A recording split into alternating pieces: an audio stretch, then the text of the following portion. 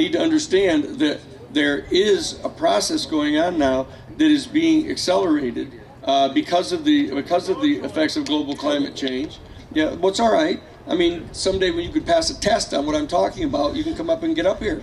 You know, the bottom line is that there's very dramatic things that are in the offing right now. One of which is that the fact is that there's a major call now for coming to grips with the philosophical and theological implications of contact with an extraterrestrial civilization that's now been issued formally. It's a call for people to participate in that discussion. By the Vatican. By the Vatican. And the fact of the matter is that the process of discovering these planets and acknowledging that life is existing on these planets is the process by means of which they're going to try to feather in an acknowledgement of the fact that it's true. What we have to do is take control of the discussion about what the philosophical, theological, and political, importantly, the political implications are of coming to recognize that these people are not in charge. That we have to withdraw our consent to their governing us. That the fact is, this is a form of slavery that depends upon our consent and our active participation in that process. So what we have to do is figure out how to come out from under this slavery. That's what we have to do, not wait for them to free us, not wait for the major media to change their mind, not to wait for the Pentagon to change its mind. We have to change our minds, and we have to help other citizens around the world change their mind about all of these things. Okay. This is a question of structural justice, and we have to respond to it. And when you change your mind, you change your state of being. When you change your state of being, that's when you move into the field of infinite probability, and that's where it all happens, and that's where choices are made, right there. Really, I mean, I know what Richard said is true, that, 1% of the population owns, 50% of the wealth. The top 80 people. Right. So how 80 people. I mean, yes, we can, put our intentions out there, but how do we change that sort of economics around? Well, no. Emoto did water. No. Right? I mean, come on, really? Are you familiar with what Emoto did with the minds of people? Yeah. Right? Don't we have that choice? Look, when you say that when they own what they own is 80% of the wealth. Right. The fact is that over 80% of the wealth doesn't mean shit. It's just fabricated paper money. All right. Their financial wealth is predicated upon a mythology, and only if you believe in the mythology do they in fact own 80% of all the property. Do you agree with that, Richard? They don't. No, I do agree with it. I mean, they got it on this kind of mythically created system of fractional reserve banking, which I think many of us are familiar with, and Michael talks about a lot. And but that money that they have that has allowed them to control land. It's allowed them to control physical wealth in terms of resources that are important to all of us. So I'm just saying it's an important thing to deal with. And let me say, for example, when they say that the bank owns your house, because you have a mortgage that you owe to them, you've already paid the bank twice as much as your house was worth, and you still owe the principal because all you've been paying. It's a system of thievery. I think we can all agree. Still take your house away. All I'm saying is that you don't have to say they own my house. I own my house. Fuck you, trying to come and take my house. Well, Dan, I mean, that sounds great, but say that to the bank and deal with the police coming to your door. The point is, they can't send police to everybody's door. This is. Right. I was in this situation. All should stop paying. He's a lawyer too, so it's okay. I was in this situation when everyone was saying, "Oh, what about resisting the draft?" I can't resist the draft because they're going to come and arrest me and say, "Fuck you, coming to arrest me." Come and arrest everybody. No, totally. Everybody mass movement is essential. Everybody refuses to go to the draft, and they don't know what to do. So Nixon cowers inside the White House. What I'm saying to you is that if you refuse to grant them their own created mythology, they have no power over you. So it is a revolution, Stanton. They don't have enough police. They don't have enough police. They don't have enough people to. This is a revolution. They can't file enough lawsuits to put the burden of going forward on them, not the burden of forward on us. You see what you did, Stanton? This is a new Dan Sheehan. So we do have a choice. I spend my whole life doing this. I mean, I represent people who do this. Wait, Michael, sorry. without realizing it, Danny has just put his foot and his heart right into the heart of the Ubuntu movement. Okay. And this is what we do. Exactly that. This is why it is growing like wildfire. We have members in more than 215 countries around the world. I cannot control it. It is this kind of knowledge and information that we share with the people in South Africa and other countries, and starting with the banking. Because it is with understanding and explaining to people the simple crimes that are committed by the banking families against each and every one of us. Right. And you're quite right. You can say, fuck you, this is my house. But unfortunately, they still have the men with guns that they can send to your house. They can't send it to everybody's house. That's right. But it's part of the process of educating and informing people about this knowledge and information. It makes them lose their fear. It gives them a sense of understanding what's going on. That's self-empowerment. Yeah. And self-empowerment is a very powerful thing that everybody needs to experience. And with that understanding, then people know what we can do about this situation, how to get out of it. And this is where we bring in the political front becomes a very critical and important alternative. That's absolutely right. To anything else out there. That's right. And there needs to be a political movement. There's no doubt about it. And what it's just like is it's like having one man with one bullet in his gun hold 100 people hostage, and everybody's sitting there going, "Oh shit, I don't want him to shoot me," and all you have to do is say, "Well, he can't shoot all of us," and what you do is you just take him down, But the fact is, you have to be willing to put yourself on the line. You have to be willing to do it, and that's why they have lawyers to defend people like that. All right, well, thank you, Danny. I have an observation. I'm just listening to everything and hearing everyone, and it's fascinating to me to see how this subject. Like this subject this subject. Go ahead, fire. Go ahead, Richard. Well, I just think it's fascinating how this subject, which is really on beyond the fringe of what is respectable in the establishment culture, let's just say, really can radicalize all of us. And I mean, I just think it's an amazing thing because we're delving into a reality that is not accepted by the power structure, which does control the establishment media, the propaganda system that seeks to control us. And I really think it's true. Like the longer we are in this mindset, and we can't help but come. And when I say radicalized, radical I think is derived from the Latin. It means to get to the root of. To be a true radical, you're getting to the root of. That's really I think what we're doing, and it has put us in.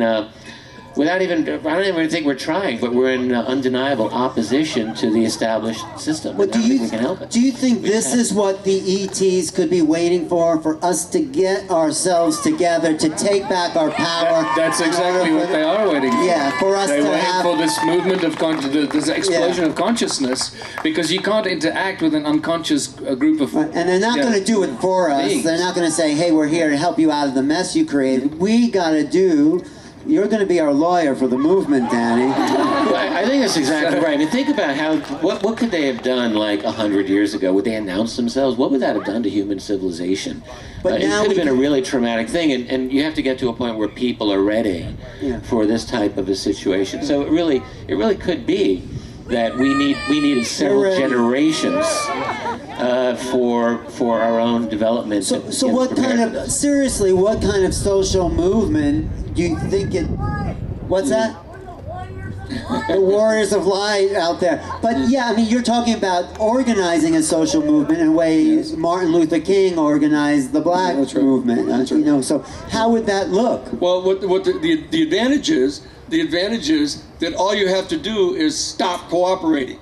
It's not a matter of you having to tear down mountains or you just stop cooperating. Don't cooperate with them. And I can tell you when you start to see certain groups that are in positions of traditional authority moving forward and calling upon people to do this, if in fact you see happen, what I'm suggesting to you is in the process of happening here.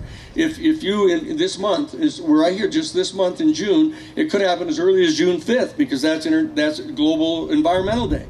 And if Francis decides to issue the encyclical on June 5th, it'll be right when we all basically come home to go back to our drudge jobs, right? I mean, the Pope is going to incite a revolution. He's going to issue the encyclical. Read the encyclical, and when he says that this is an inherently sinful economic system, that is rooted in greed and avarice and deception. And it has to be done away with, because this is threatening the entire global life of our planet. Yeah. And so we've got to do this. And people are going to say, holy shit, what does that mean? You know, what does that mean? But to add to that, Danny, then the big question here is, what do we do from that point forward? And so you need a plan. That's right. And this is where we come in with Ubuntu. We have a plan that seems to be very simple, that seems to be touching the hearts of people.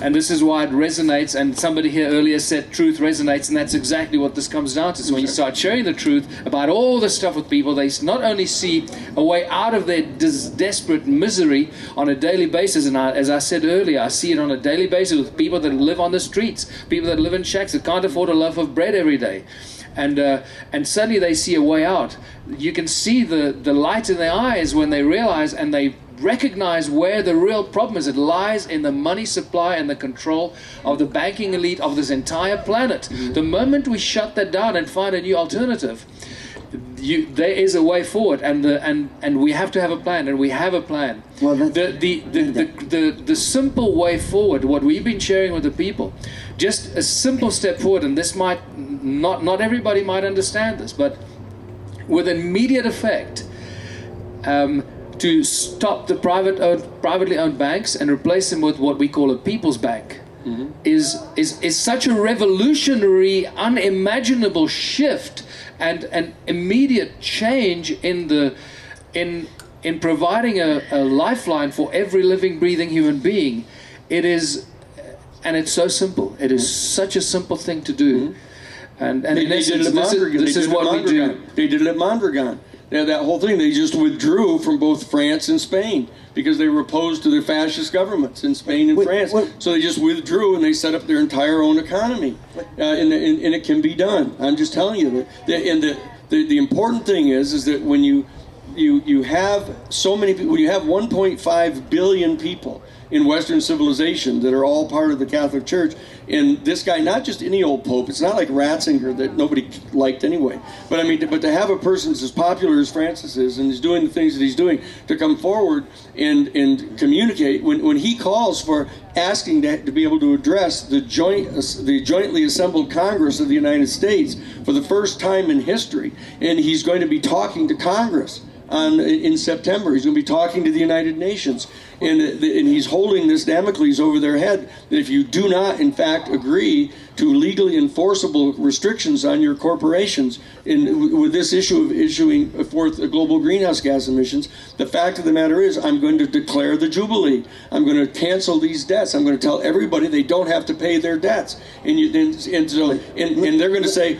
gee, I wonder what people are going to do in response to that. They're going to do something. Is there a history, is there a precedent where the Pope has called for a jubilee to eliminate debt? No, it's a Hebrew tradition. It's an ancient Hebrew tradition out of the Bible that they were opposed to usury. It was a sin. They said that you cannot, in fact, allow a debt to last for more than 7 years. And at the end of the 7-year period, all of the rabbis would come forward if they determined that there was too much debt in the culture. They would declare a jubilee year, and they would completely cancel all the debt in their entire culture. So what I'm saying is he's calling upon an ancient tradition that goes deep into the Judeo-Christian culture, and he's calling it forth. And so we need to understand that there's some dramatic things that are happening, not just for their call in the same Jesuit order. I'm telling you, the same Jesuit order. But how would it be applied in this global... By people refusing to pay their debts. Because the Pope says so. Because the Pope says you don't have to. You don't have to. The nation states don't have to pay the International Monetary Fund. They don't have to pay the World Bank. What about separation of state? I've just seen through the veil of deception there. I think I've just figured it out. Wait, before you get there, why don't we, this person in the audience has something to say about it all. It would take Greece off the hook. Yeah. Thank you very much for allowing me to say something. I really appreciate what you're doing. Bring it closer to you. Okay. Yeah. I really appreciate what is going on here this weekend. It's very powerful, very important. It is going to make a major difference. But what I understand needs to happen is to have an umbrella vision, because nothing will happen unless there's a vision, a collective vision that covers all the elements of the liberation movement, because the liberation movement can cover every topic that we've covered since we've been here. So I see that a liberation movement, I'm part of Ubuntu or whatever, under the liberation movement, because that's what the public needs, a vision. Without a vision, things are not, we're all fractionized, working independently, unless we have an umbrella cover to work under. Well, there's at least one liberation movement representative at this table. But no, everyone here represents a liberation movement. Even At Stanton. least one, yeah, at least one. Are you still with us, Stanton? Yeah. No, because is it too much? Was it too much anarchy? No, because you represent a liberation movement, a liberation of truth. I just want to get you back into the picture. I am not in a position to evaluate the potential impact of the actions of a pope on our planet. I have a great respect for this pope. Yes, absolutely. He has shown courage. We all do. But I think what this person said, as far as each of us, representing an aspect of a truth movement, is something that we need to confer and come together about. Yes, Dolan. I truly think Danny may be onto something, and I can say that as a Roman Catholic. Okay. So, in the summer of 1947, immediately after Roswell, the Vatican put out a statement which read, "It is the position of the Church the universe is most likely teeming with other creations." Within the last few years, it reiterated that position. When Pope Francis himself was asked, what would the Church be inclined to do upon the arrival of an intelligence from off the planet? And the response was, we would baptize them.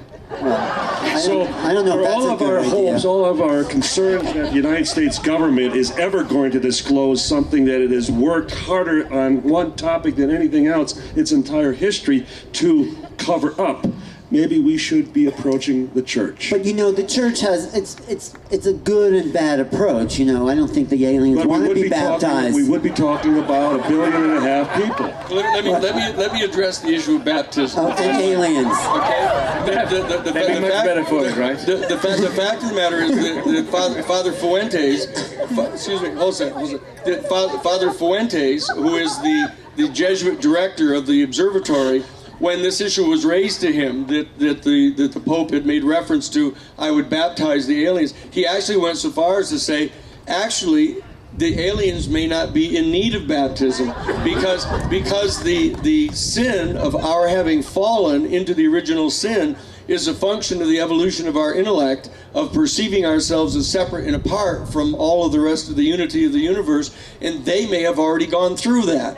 And they may have already transcended that and be in union with the universe and may not be in need of baptism. So I'm telling you, this is a very sophisticated conversation that's going on right now. Did the Pope actually say that? Did the Pope actually say that? That was Father Fuentes. That was Father Jose Fuentes. That's And remarkable. who operates more observatories around the world than any other organization? Vatican. The Vatican. And they're not watching for the second coming. Yeah. I just like to say, of course, I agree with everything that all of you are saying, but we have to take into the consideration that you're talking about 80 people that are running this world. Yeah. Well, the problem is that most of the people in this world want to be part of that 80. And not only that, they want to be the richest people in the world. So the system is set up. When we as a people change, and we as a people start to change the way we think and stop being so greedy, and I'm talking about all of us, I'm not just talking about these 80 people, because I've been in business most of my life, and I've seen people who didn't have anything, and all of a sudden I noticed once they started to get something or they started to get rich, they changed completely into a whole different human being.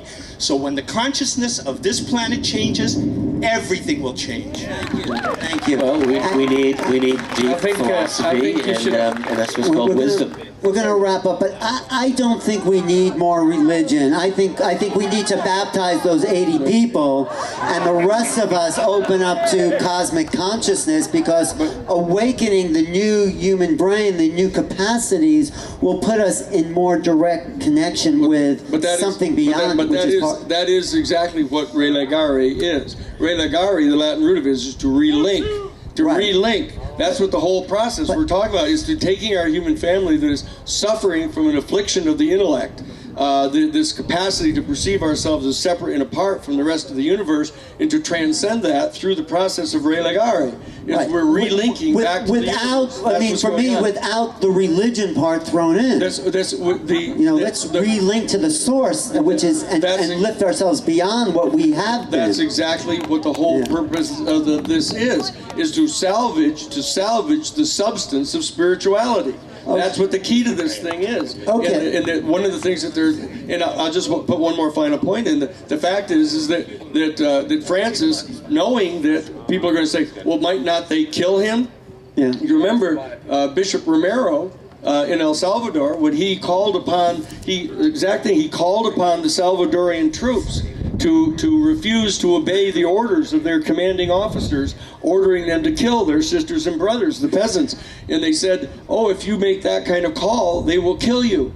And he said, if they kill me, I will rise again in the names of my people. Mm-hmm. And that's what he's doing. He's rising in the voice of his people. And Francis has just declared him, he wants to make him a saint. Okay. Now all of that stuff is important, because what's getting ready to happen is Francis has said, you aren't going to be able to kill me because I'm going to retire.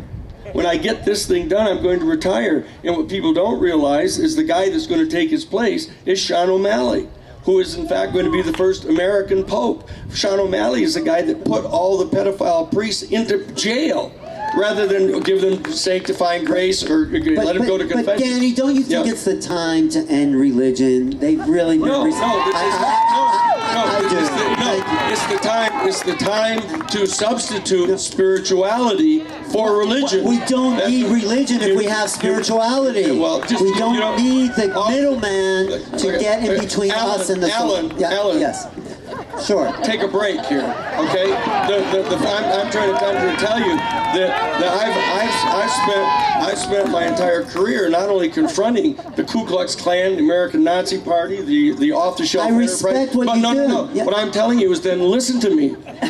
Listen to your counsel. It's bad to have a mouthy client who doesn't listen to you. I'm not your client. What I'm saying to you is don't get confused by the nomenclature here. We're talking about genuine spirituality, which has to do with consciousness, which has to do with the entire subject we've been talking about all weekend.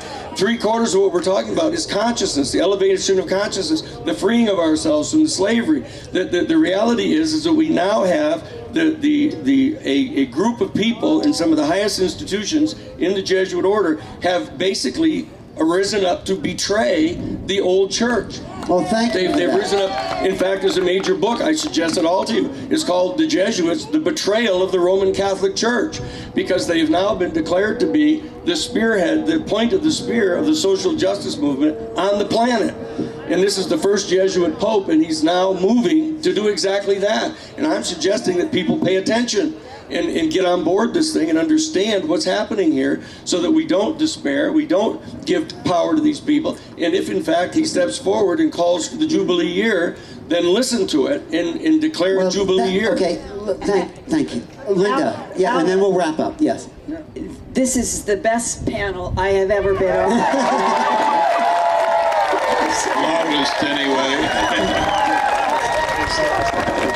And what I am hearing and seeing is that for the first time, I'm with a group of people who are saying that the church, religion, spirit, and soul could substitute for the banks and the politicians. Okay, I'm with you. Yes. And that may be the leverage point that is needed. Well, go ahead. Just remember that use the institutions. Use the institutions when you can use them. That's the key to this thing. Don't jettison everything. Don't throw out the baby with the bath. And those institutions are crumbling slowly, and they will evolve into something bigger for all of us. Michael. I was just going to remember that the biggest religion in the world today, undoubtedly, without any question, is money. Money is the biggest religion. You can't attack it. You can attack the Jews, the Catholics, the Muslims. You can attack anyone. But if you attack money, people go, "Are you crazy?" So this is. Well, that's what Chuck was saying. Exactly. So I deal with this every day. Every day. So that's exactly what Francis said. He issued a major papal statement getting ready for this. It's called Evangelii Gaudium, and what he said is that religion and bankers have become the new religion. That's what he said. Yeah. And he said they've got to be disenthroned. Yeah. And they are getting disenthroned That's very exactly quickly. right. Are because you the saying that information Francis about- is trying to go beyond that greed, the money of religion, and get people back to spirituality? Absolutely. Okay. Absolutely. All right. That's exactly All right. I get it. Okay. All right. The one, and this is where my analysis of the deviousness of the global cabal, or whatever you want to call them, those that control the men with guns. If you, whoever they may be, if the Pope declares the Jubilee and people stop paying their bonds and everything, you're creating a chaotic situation. I mean, it's going to be chaos. And this is exactly the kind of situation that the cabal is waiting for, so they can put some people into the field camps and start. I can assure you. I'm just throwing that. No, out I can there, assure you, Michael. I not only understand that, I know where the bank accounts are of the places they've set up to put people. So I know what I'm talking about here. So what I'm saying is that's why, if it's done by an institution itself, when the call is made by an institution itself, it can help supply the stability that wouldn't otherwise be there. So it's not just open-ended chaos. What it is it's taking out another institution that has attempted to substitute itself for the religions of the world. And that's what's getting ready to happen. Okay, we're almost, but we're having a lot of fun. I know it's been, but It's absolutely we have one more question, and this panel was called New Beginnings, and I think we Well, I wanted to add to that quickly, because this is exactly what I'm dealing with in my workshop tomorrow. Okay, we'll get to that, but let's ask one more question. I just, on behalf of everyone here, if I may, I just have to say thank you. Thank you from the bottom of my heart and my community to each and every one of you up there, including you, Stanton. I know you're not saying much. But this is so important, and from sitting back here, I see you guys speaking the same language, and I see you guys connecting very well together on this issue to bring it to that level you're talking about Ubuntu. Michael, we're from Vancouver. We're working with Russo up there. Trust me, I get it. And what you're saying, Daniel, I think is really, really important. We can't overlook or discredit one another. This is all so important, and as everybody has said here and intimated, the day that we stop worshiping money and valuing things instead of worshiping God and valuing each other, that's exactly what we're talking about. And that, you can call it a religion or whatever, but from my perspective, this is just changing that word to have a new definition. And the spirit in which we live, in which we give, in which we think, in which we connect, in which we breathe, in which we share, in which we create, that's the spirit I'm talking about. Yeah, all right. Beautiful. Thank you. Thank you.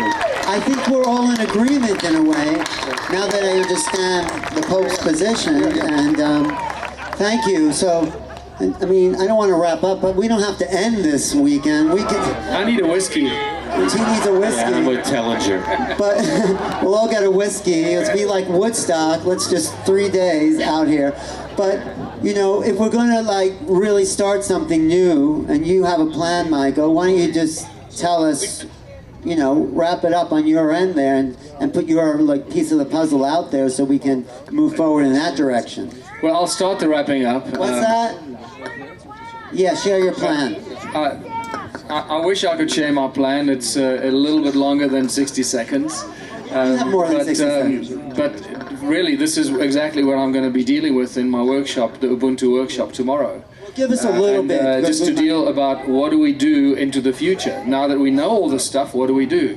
And the first thing we need to do is recognize that money is the problem.